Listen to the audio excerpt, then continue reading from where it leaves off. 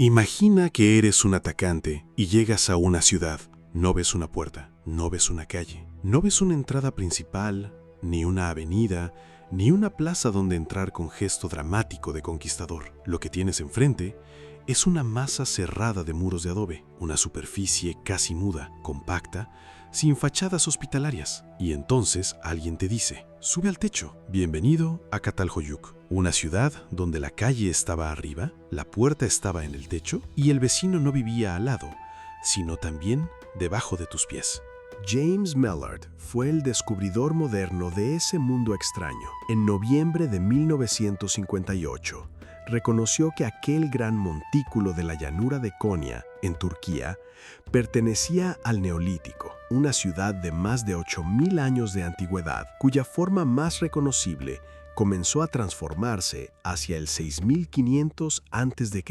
A partir de ese momento, Çatalhöyük dejó de ser una elevación silenciosa en el paisaje y se convirtió en una de las revelaciones arqueológicas más impactantes del siglo. Pero la historia tiene una ironía casi demasiado perfecta. Mellard descubrió una ciudad sin puertas exteriores y años después terminó quedándose fuera de ella. Las autoridades turcas le cerraron el acceso al sitio tras una controversia que marcaría el resto de su carrera. Este video no es exactamente de una ciudad sin calles, es de una sociedad que convirtió la arquitectura en defensa, vigilancia y sentido de comunidad, y de James Mellard, el arqueólogo que abrió Çatalhöyük al mundo, la ciudad sin puertas, pero acabó enfrentado a una puerta cerrada que lo alejó de ella. En este punto, vale la pena detenerse y preguntar cómo vivía la gente en una ciudad así. O mejor todavía, ¿por qué construir una ciudad donde entrar era difícil, moverse exigía coordinación y la vida cotidiana ocurría bajo la mirada constante de los demás? ¿Era Çatalhöyük una fortaleza pasiva, como pensó Mellard? ¿Un diseño pensado para resistir enemigos e inundaciones? ¿O era algo más complejo, una máquina urbana para obligar a una comunidad enorme a mantenerse unida? Y también, ¿cómo es posible que el hombre que descubrió esa ciudad terminara apartado de ella? Para responder, hay que mirar Çatalhöyük como la vio Mellard al principio, no como ruinas quietas, sino como arquitectura con intención. Mellard no llegó a Çatalhöyük como un simple turista. Era un arqueólogo de campo formado en excavaciones, prospecciones y viajes por Anatolia. Tenía fama de leer el paisaje con una precisión casi instintiva. Donde otros veían tierra, él podía detectar un montículo, una anomalía, una pista. Su interés por la llanura de Konya venía de preguntas sobre culturas antiguas de Anatolia, pero también de una ambición mayor: encontrar evidencias que permitieran repensar el papel de esta región en los desarrollos neolíticos. Lo curioso es que Mellard ya había visto Çatalhöyük a distancia en la década del 50, pero no llegó hasta el sitio por un problema de salud. Uno de los grandes descubrimientos de su vida quedó, por un tiempo, al otro lado de una indisposición estomacal. La arqueología también tiene momentos así, menos épicos, más mundanos. Finalmente regresó en 1958 con David French y Alan Hall. Reconocieron la importancia neolítica del montículo y Mellard inició excavaciones en 1961, 1962, 1963 y 1965. Lo que apareció fue extraordinario. Edificios con relieves, pinturas murales narrativas, instalaciones con cuernos de toro, plataformas, entierros bajo los suelos y una enorme cantidad de restos humanos. En 4 temporadas, Mellard expuso más de 150 edificios, excavó 480 esqueletos e identificó al menos 13 niveles de ocupación. No era un poblado cualquiera, era una ciudad acumulada en capas, una arquitectura repetida, reconstruida y cargada de memoria. Y lo más desconcertante era que esa ciudad parecía haber eliminado algo que para nosotros define lo urbano, la calle. La primera sorpresa de Çatalhöyük es que no se parece a una ciudad como la conocemos. Nosotros pensamos una ciudad desde la calle, puertas, esquinas, fachadas, recorridos. En Çatalhöyük, esa lógica se rompe. Las viviendas rectangulares de adobe estaban pegadas unas contra otras, formando una masa densamente aglutinada. No había calles convencionales a nivel del piso. No había puertas exteriores en las fachadas. Hacia afuera, el asentamiento presentaba un borde continuo, cerrado, casi ciego. Desde fuera, Çatalhöyük no decía bienvenido, decía quién eres y a qué has venido. El acceso se resolvía desde arriba. Los habitantes caminaban por los techos planos y descendían al interior de las casas mediante aberturas superiores, usando escaleras de madera.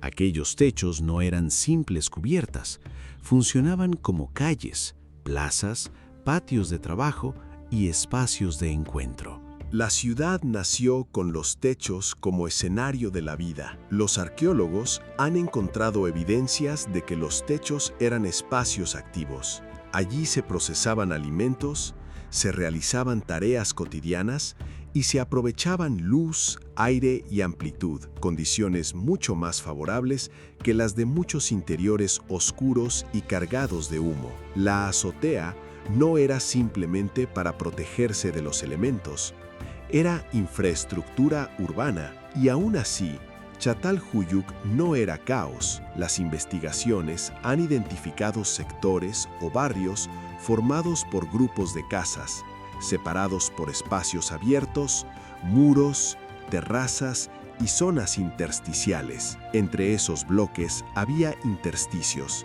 áreas donde se acumulaban residuos, cenizas y restos de demolición, pero que también podían servir para actividades productivas, manejo de animales e incluso prácticas rituales o enterramientos. Esa es la primera clave. Çatalhöyük no era una ciudad desordenada, era una ciudad organizada según una lógica que nos resulta extraña.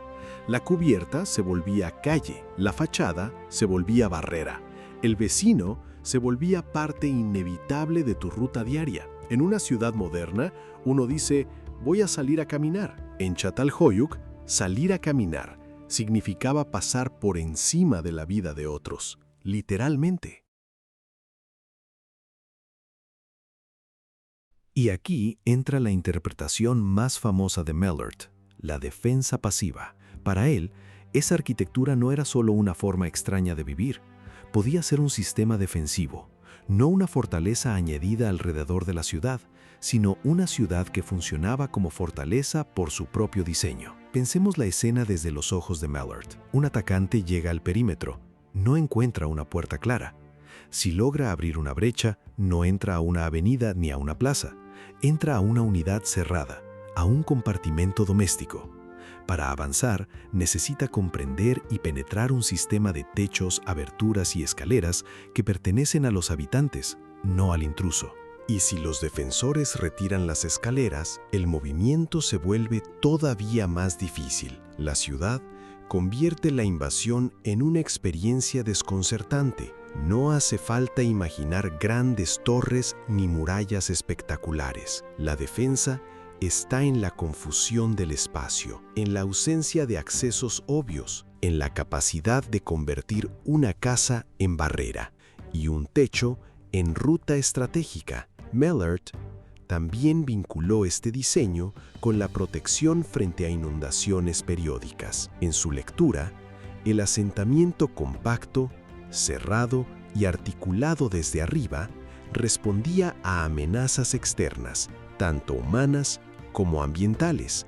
La idea tiene fuerza porque invierte nuestra imagen de la defensa. No se trata de levantar una muralla alrededor de la vida cotidiana, se trata de hacer que la vida cotidiana sea la muralla. Çatalhöyük, vista así, Era una trampa arquitectónica muy sutil. Si pertenecías a la comunidad, sabías moverte. Si venías de fuera, el espacio mismo jugaba en tu contra. Una ciudad que no tenía un cartel que dijera «prohibido pasar». Le bastaba con no explicarte por dónde entrar. Pero la versión de Mellard, por potente que sea, no es la única. Las interpretaciones arqueológicas posteriores han discutido la lectura puramente defensiva y han propuesto otra posibilidad. Quizá Çatalhöyük no estaba aglutinada solo para resistir enemigos, sino para producir comunidad. Y esta idea es quizás menos evidente, pero más profunda, porque una fortaleza protege de los de fuera, y una ciudad hipercompacta también regula a los de adentro. En Çatalhöyük, circular por los techos obligaba a una interacción permanente. Los habitantes cruzaban sobre viviendas vecinas, compartían superficies, coordinaban movimientos y dependían de acuerdos cotidianos para que la vida no se volviera impracticable. Imagina transportar alimentos, herramientas o materiales pasando por encima de otras casas. Imagina reparar tu techo sabiendo que también es parte de la ruta de los demás. Imagina gestionar lluvia, humo, tránsito y convivencia sin una oficina municipal ni un señor con casco diciendo «esto no cumple normativa». Ese sistema exigía cooperación constante. También producía vigilancia. En una ciudad donde buena parte de la vida ocurre sobre los techos, las actividades de cada hogar quedan expuestas. Quién entra, quién sale, qué se transporta, qué se prepara, qué se acumula. No hacía falta una torre de vigilancia. La ciudad distribuía la observación entre los vecinos. Entonces, la defensa pasiva puede ser solo una parte de la historia. Çatalhöyük también era una arquitectura de interdependencia, una forma urbana que reducía la autonomía doméstica y obligaba a negociar la vida diaria. Esa es la segunda clave. La ciudad colmena no solo cerraba un perímetro, cerraba distancias. Ahora bajemos del techo, porque el interior de las casas revela que esa lógica de orden no terminaba en la entrada, continuaba bajo los pies. Las viviendas no eran espacios neutros. La habitación principal tenía una organización muy marcada. Al sur se concentraba la zona más utilitaria, la escalera que bajaba desde el techo, los hornos, los hogares de fuego, el humo, la ceniza, el hollín y la preparación de alimentos. Era el motor práctico de la vivienda. En cambio, las zonas norte y este se mantenían cuidadosamente enlucidas, con plataformas elevadas asociadas al descanso, al trabajo más ordenado y a la memoria de los muertos. Bajo esas plataformas se enterraban adultos y adolescentes. En las paredes cercanas aparecían pinturas, relieves e instalaciones simbólicas, incluidos cuernos de toros salvajes integrados en bancos o pilares. La vivienda no era solo refugio, era taller, cocina, dormitorio, tumba y espacio ritual. Los vivos trabajaban sobre los muertos. La memoria estaba enterrada. La casa no separaba con comodidad lo práctico y lo sagrado.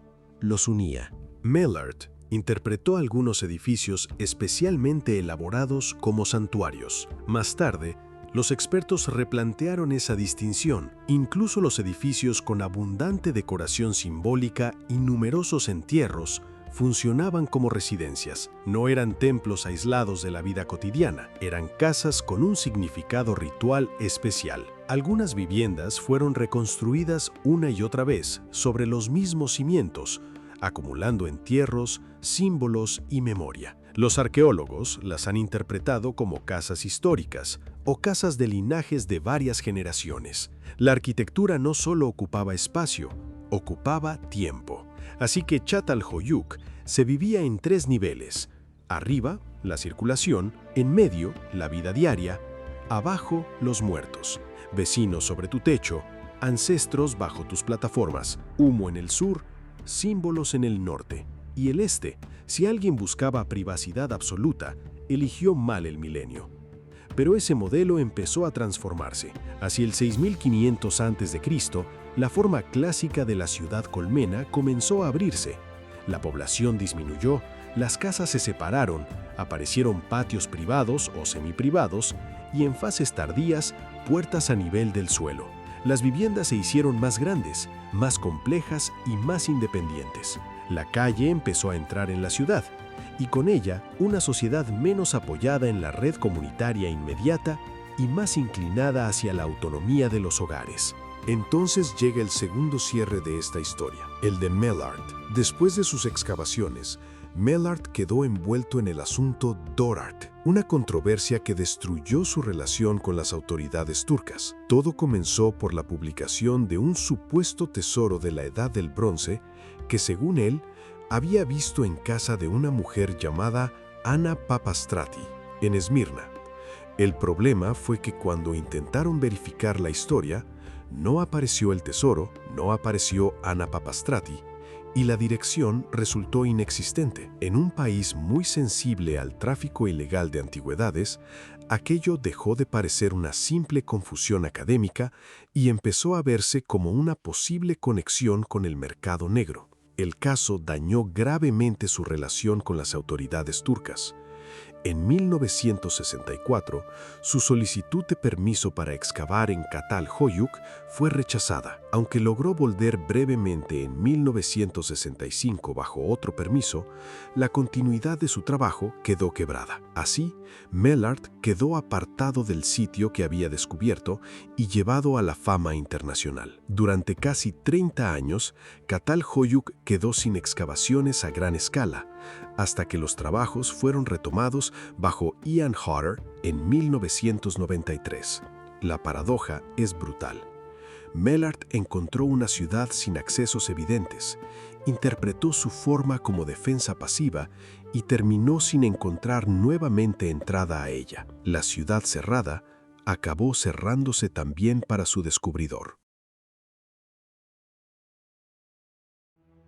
Y quizá ahí está lo más inquietante de Çatalhöyük, no en que sus habitantes entraran por el techo. Lo verdaderamente extraño es que esta ciudad obligaba a pensar la vida colectiva de otra manera. En Çatalhöyük, vivir no era retirarse detrás de una fachada privada, era formar parte de una arquitectura que te exponía, te conectaba y te obligaba a negociar cada movimiento. Tu techo podía ser el camino de otro, tu casa podía ser memoria de generaciones anteriores, tu escalera podía ser una invitación o una frontera. Por eso, la hipótesis de Mellard sobre la defensa pasiva sigue siendo tan poderosa, aunque hoy se lea junto a explicaciones más sociales. Porque entendió algo esencial. En Çatalhöyük, la arquitectura no era un escenario pasivo, no estaba simplemente ahí, como fondo de la vida. La arquitectura hacía cosas, defendía, ordenaba, vigilaba, integraba, recordaba y también podía excluir. Esa es la ironía final de Mellard. Descubrió una ciudad cuya lógica dependía de accesos controlados, superficies cerradas y pertenencia comunitaria, y terminó convertido en alguien que ya no podía volver a entrar al lugar que había revelado. No hace falta forzar demasiado la metáfora. Çatalhöyük fue, para él, una puerta abierta al neolítico, pero también acabó siendo una puerta cerrada en su propia biografía. Tal vez por eso esta ciudad sigue fascinando. No solo porque no tuviera calles como las nuestras, sino porque muestra algo que todavía nos cuesta admitir. Las ciudades no solo se habitan, también nos moldean. Nos dicen por dónde movernos, qué compartir, qué ocultar, a quién mirar y quién tiene derecho a entrar. En Çatalhöyük, esa pregunta estaba construida en adobe, techos y escaleras, y miles de años después sigue siendo totalmente actual. ¿Una ciudad es el lugar donde vivimos o un sistema que decide cómo vivimos juntos?